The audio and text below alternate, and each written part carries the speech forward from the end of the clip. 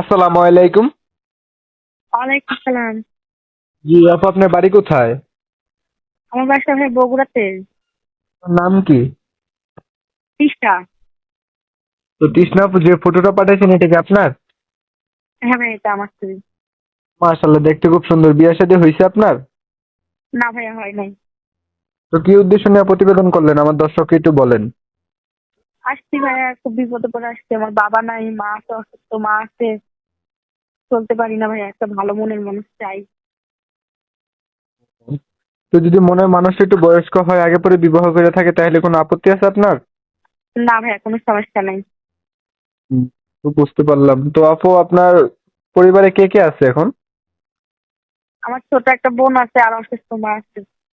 ও, কাজকর্ম কিছু করা হয় নাকি না? ভাইয়া, মানুষের বাসায় কাজ করি।